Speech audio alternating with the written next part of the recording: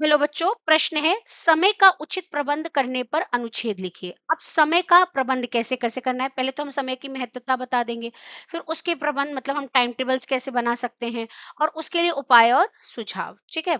समय हमारे जीवन का सबसे मूलभूत संसाधन है जिसे हमें सदैव महत्वपूर्ण रूप देखना चाहिए। समय बहुत इंपॉर्टेंट होता है ना।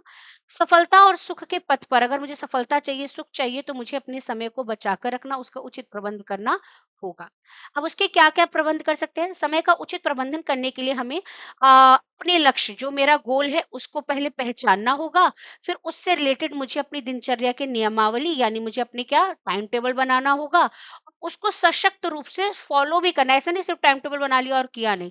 उसको बनाने के लिए क्या करना पड़ेगा? उसको फॉलो भी करना पड़ेगा।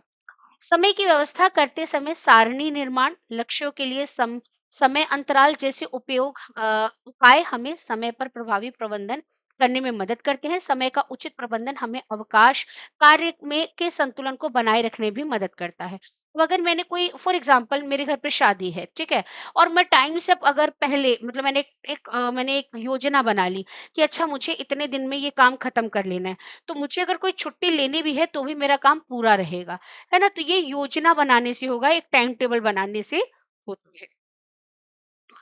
अब जैसे फॉर एग्जांपल आप ही लोग पढ़ते हैं तो आप लोगों को एक प्रॉपर प्लानर दिया गया ना कि हम इस दिन ये पढ़ेंगे, ऐसे पढ़ेंगे, इस दिन तक हमारा सिलेबस हो जाएगा। हम तो वही आपको सारणी प्लानर होना आपके पास बहुत आवश्यक है।